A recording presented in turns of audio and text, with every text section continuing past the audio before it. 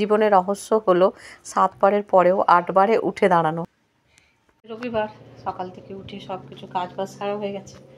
আর কি বলো বাবা, ওটা হাত দিও না,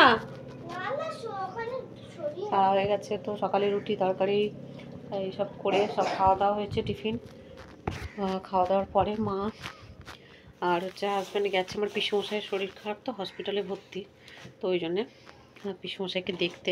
আর আমি যাইনি, কারণ শোনাই সকালে এত কাশছে, বুকে যেন কম ভর্তি, ঘর ঘর করে আওয়াজ হচ্ছে, ওই জন্য আজকে আর যায়নি। আবার শোনাইয়ের তো গানের স্কুলে আজকে সন্ধ্যাবেলা সব প্রোগ্রাম আছে, তো ওই জন্য আজকে আর গেলাম না। সন্ধ্যাবেলায় ওখানে যাব অনুষ্ঠানে, মানে গানের স্কুলের অনুষ্ঠানে, ওই জন্য ওখানে। আর হচ্ছে এখন এই রান্নাবান্না সারলাম, এরপরে সোনাইকে পড়িয়েছি মা, আর বেরিয়ে যাওয়ার পর সোনাইকে পড়িয়ে টড়িয়ে নিয়ে এখন রান্নাবান্না সারছি। তো রান্না বলতে ডাল করেছি, আলুর দম, আর হচ্ছে এদিকে মায়ের সুগার, আলু তো মা খায় না, তো মা বললো ছোটো ছোটো আলুগুলোর একটু দম খেতে ইচ্ছা করছে আর কি, মানে বলেনি সেরকমভাবে, মায়ের কথা শুনে মনে হলো অল্প একটু দেবো। ওই আলুর দম করেছি, পুঁই শাকের তরকারি, মাছের ঝাল, ওই 2 রকম তরকারি আর মাছের ঝাল, ডাল এই করেছি। আর এক সোনায় জল গরম করেছি, এই যে জল গরম, এখানে তরকারি হচ্ছে, আর মাছের ঝালটা করবো, সব বের করে রেখেছি মাছটা। আর সকালে করেছিলাম বিট কপি আলু এইসব ভাজা, নিয়ে যাও না এসো, হ্যাঁ হ্যাঁ এইসব ভাজা আর রুটি। চলো সোনাইকে স্নান করে নি, এখন 1:30 বাজতে যায়। হ্যালো ফ্রেন্ডস, তোমরা ভালো আছো তো? এখন কিন্তু বেশ খানিকক্ষণ সময় পার করে ফেলেছি। তো সকালে তো দেখলে, আর এখন এই যে পূজা দিচ্ছি। এখন জীবনে চলার পথে এইটুকু দেখলাম যে যতই যাই কিছু হয়ে যাক, লক্ষ্য স্থির রেখে তোমার মনোবল জোরদার রেখে তবে এগোতে হবে আর কি। এগোতে গিয়ে বারবার দেখা যাবে যে আমরা হুমড়ি খেয়ে পড়ছি, কখনো আছাড় খেয়ে পড়ছি, ভীষণভাবে আমরা ক্ষতবিক্ষত হচ্ছি, কিন্তু তাও তোমার লক্ষ্যকে একদম স্থিরভাবে রাখতেই হবে এবং তোমার মনোবলটাকে অটুট রাখতে হবে যে যতই পড়ি আর যতই কিছু যাই কিছু হোক আবার উঠে দাঁড়াবো, তবেই কিন্তু জীবন যুদ্ধে তুমি জয়ী হতে পারবে। তোমাদেরকে তো বললামই। আর এই যে দেখো অনেক জামা কাপড়, তো সেগুলো সব কিছু আবার উল্টে পাল্টেও দিচ্ছি, আর এগুলো আবার শুকোলে আবার নিয়ে গিয়ে সব ফোল্ড করে রাখতে হবে। তবে শুকোতে অনেকটাই দেরি হবে, এখন আছে ছাদে থাক, আর আমি নিচে গিয়ে কাজ বাজগুলো সারবো। আবার সোনাইকে তো ওদিকে ড্রয়িং ক্লাসে নিয়ে গিয়েছিলো হাজব্যান্ড, আজকে ড্রয়িং শেখায়নি, স্যার আজকে ছুটি দিয়েছে, যেহেতু আজকে থেকে সরস্বতী পূজার মানে লেগে যাচ্ছে আর কি, পঞ্চমী, তো সেই জন্যই 2 দিন ধরে এবারে সরস্বতী পূজাটা হবে আর কি, চলবে ভালোই, বেশ 2 দিন রেস্ট থাকলে মনটা কার না ভালো লাগে বলো। তবে আজকে আমি করব না, পরের দিন করবো আর কি, কারণ আজকে যেহেতু এই গানের ক্লাসে আছে। তবে কনফার্ম হওয়ার জন্য আবার ফোন করে নিয়েছিলাম আর কি, মেসেজ পাঠিয়েছিলাম তো সোনাইয়ের বান্ধবীর মাকে, তো ওকে ফোন করে জেনে নিলাম, কারণ আজ যে সপ্তাহে সব মানে ম্যাম বলেছিলেন, তো সেই সপ্তাহে হচ্ছে আমি যাইনি ক্লাসে, হাজব্যান্ড নিয়ে গেছিলো সোনাইকে, তো সেই জন্য আর কি একটু জেনে নিলাম, নাহলে আবার এতটা রাস্তা যাবো ওকে নিয়ে, আবার ফিরে আসতে হবে, তো মনটাও তো খারাপ হয়ে যাবে তাই না।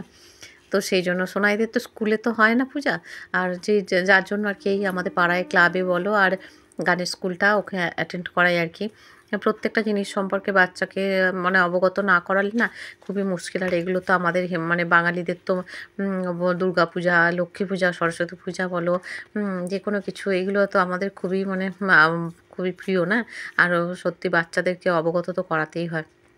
চলো বন্ধুরা, এই যে ছাদের জামা কাপড়গুলো তুলে নিলাম, আর যেগুলো শুকনো আর কি আগের দিনে, তো অনেকটাই শুকিয়ে গেছে, এখন এগুলো তুলে নিলাম, নিয়ে আর নিচে চলে যাবো। ওদিকে রান্নাবান্নাও করছি, কারণ হাজব্যান্ড মা এসে খাবে, আর আমি সোনাই সবাই মিলেই খাওয়া দাওয়া করবো। আজ প্রায় 10-12 দিন হলো পিসেমশাই হসপিটালে ভর্তি আছে আর কি। এবার টাইমটা এমনই না যে দুপুরবেলা 12টার সময় তখনও আমি সোনাইকে আনতে চলে যাই, আবার হচ্ছে ধরো বিকেলে যে টাইমে তখন সোনাইকে নিয়ে এসে খাইয়ে দেয়, ঘুম পাড়াতে পাড়াতে ধরো 4টে 4:30 বেজে যায়, যার জন্য না আবার মানে ওকে নিয়ে বেরোবো, ফিরবার সময় তো প্রচণ্ড ভিড় হয় ট্রেনে। তোমাদের সাথে গল্প করতে করতে এই যে ক্যামেরাটাও নিয়ে নিলাম, নিচে চলে এসেছি, অনেকক্ষণ সময় পার করে ফেলেছি। সোনাই আর আমি খেয়ে নিয়েছিলাম, এখন প্রায় 3:30 বাজে, আর এই যে এখন মা এসে খাচ্ছে, মাকে খেতে টেতে দিয়ে তারপরে একটু শুয়েছিলাম, সবাই মিলে একটু রেস্ট নিয়ে সন্ধ্যাবেলায় উঠে সন্ধ্যা নিবেদন করে এই যে চলে এসেছি সোনাইদের গানের স্কুলে। দেখো এখানে এই যে মা সরস্বতীর আরাধনা, তো সকালে তো সব কিছু মানে সকালে বলতে দুপুরে সব কিছু হয়ে গেছে, আর এখন এই যে দেখো সবাই বসে টসে আছে, আর বেশ ভালো লেগেছে আজকে, জানো তো প্রোগ্রামও এত সুন্দর হচ্ছিল আর খুব ভালো গান টান। তবে দিতে পারিনি গানগুলো, ওই যে কিছুটা মানে ভিডিও তোমাদের দিয়েছি কিন্তু গানগুলো মিউট করে, কারণ ওই যে কপিরাইট এসে যাবে। যায় সামনে গুরুজি দেখছেন চেয়ারে বসে আছেন আর ভালোই ভিড় হয়েছে দেখছো তো। প্রত্যেক বছর আরও মানে আরও বেশিও ভিড় থাকে, এরকমও হয়। এই এখন তো প্রথম দিকে, তারপরে শেষের দিকে এত ভিড় হয়েছিল যে কি বলবো। প্রায় 1 ঘন্টা লাইনে দাঁড়িয়ে তারপরে ঠাকুরের ভোগ খেয়ে আমরা বাড়ি এসেছিলাম। তাই ওখানে তো ভর্তি হয়েছে 2 বছর তো হয়েই গেছে। আর 2 বছর আমরা মা সরস্বতীর পূজায় ওখানে যাচ্ছি। আর ভীষণ ভালো শোনায়, খুব এনজয় করে। অনুষ্ঠান দেখলে না তোমার আর ওখান থেকে বেরোতে ইচ্ছা হবে না, এত সুন্দর। মায়েরও ভীষণ ভালো লেগেছে, বুঝেছো তো। মানে সবাই মিলে খুব ভালো মানে এনজয় করেছি। আর এই বাচ্চা ছেলেটি এত সুন্দর গান গেয়েছে যে কি বলবো। এইটুকু বাচ্চা এত সুন্দর একটা হিন্দি গান গাইলো যে মানে কি বলবো, আর বলার ভাষা নেই।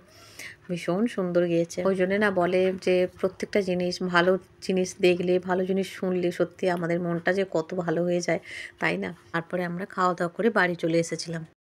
ফিরে আর এই যে সোনাই মশারির ভেতর ঢুকে গেছে। এখন 11:15 বাজে, মায়ের বিছানাটা করবো, সবাই ক্লান্ত। চলো বন্ধুরা, তারপরে গোপাল সোনাকে শয়নে দিলাম।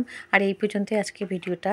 সবাই ভালো থেকো, সুস্থ থেকো। পরের দিন দেখা হচ্ছে নতুন ভিডিওর সাথে। তো গানের স্কুলে যাওয়ার পর কয়েকটা ফটো তুলেছিলাম, তার এটা অ্যাটাচ করে দিলাম শেষে, এই যে আমি, মা আর সোনাই 3 জনে মিলে। চলো বন্ধুরা, বাই বাই, গুড নাইট।